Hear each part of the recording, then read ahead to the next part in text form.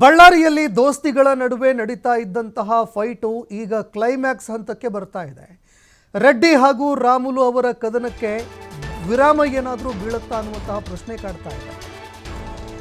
ರೆಡ್ಡಿ ರಾಮುಲು ಕದನಕ್ಕೆ ವಿರಾಮ ಬೀಳುತ್ತಾ, ಬ್ರೇಕ್ ಬೀಳುತ್ತಾ ಅನ್ನೋ ಪ್ರಶ್ನೆ ಈಗ ಕಾಡ್ತಾ ಇರುವಂಥದ್ದು. ಪಕ್ಷದ ವಿರುದ್ಧವೇ ಸಿಡಿದೆದ್ದಿರುವಂತಹ ನಡೆ ಯಾರ ಕಡೆ ಅನ್ನುವಂತಹ ಪ್ರಶ್ನೆ ಕಾಡ್ತಾ ಇದೆ. ಕೊನೆಗೆ ಇದೀಗ ದೆಹಲಿ ಪ್ರವಾಸಕ್ಕೆ ರೆಬೆಲ್ ರಾಮುಲು ಅವರು ಮುಂದಾಗ್ತಾ ಇದ್ದಾರೆ.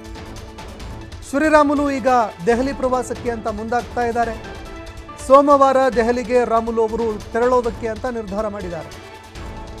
ಇನ್ನು ಸಂಡೂರು ಚುನಾವಣೆಯಲ್ಲಿ ಸೋಲಿಗೆ ಶ್ರೀರಾಮುಲು ಕಾರಣ ಅನ್ನುವಂತಹ ಆರೋಪವನ್ನು ಮಾಡಿದರು ರೆಡ್ಡಿ. ಜನಾರ್ದನ್ ರೆಡ್ಡಿ ಗಂಭೀರವಾಗಿ ಆರೋಪ ಮಾಡಿದರು. ಕಳೆದ 15 ದಿನಗಳಿಂದ ಪಕ್ಷದ ವಿರುದ್ಧವೇ ರಾಮುಲು ಅವರು ಮುನಿಸ್ಕೊಂಡಿದ್ದಾರೆ.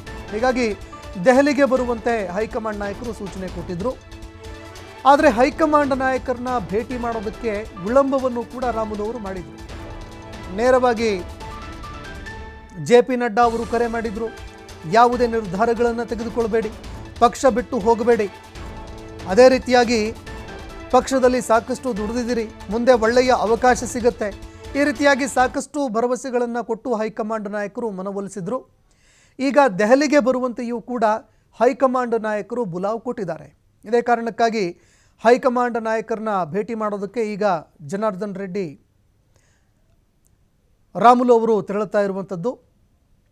ಆದರೆ ಈವರೆಗೆ ಜನಾರ್ದನ್ ರೆಡ್ಡಿ ಹಾಗೂ ರಾಮುಲು ನಡುವೆ ಇದ್ದಂತಹ ಮುನಿಸು, ನಿರಂತರವಾಗಿ ನಡೀತಾ ಇದ್ದಂತಹ ವಾಕ್ಸಮರ, ಇದೆಲ್ಲದಕ್ಕೂ ಈಗಲಾದರೂ ಫುಲ್ ಸ್ಟಾಪ್ ಬೀಳುತ್ತಾ ಅನ್ನುವಂಥದ್ದನ್ನು ಕಾದು ನೋಡಬೇಕಾಗತ್ತೆ. ಸೋಮವಾರ ದೆಹಲಿಯತ್ತ ರಾಮುಲು ಅವರು ತೆರಳುತ್ತಾ ಇದ್ದಾರೆ. BY ವಿಜಯೇಂದ್ರ ರೆಡ್ಡಿ ವಿರುದ್ಧ ನಿರಂತರವಾಗಿ ಸಮರ ಸಾರಿದರು. ಜನಾರ್ದನ್ ರೆಡ್ಡಿ ಅವರ ವಿರುದ್ಧವೂ ಕೂಡ ನಿರಂತರವಾಗಿ ಕಿಡಿಕಾರಿದರು. ವಿಜಯೇಂದ್ರ ಅವರ ವಿರುದ್ಧವೂ ಕೂಡ ಸಮರ ಸಾರಿದರು.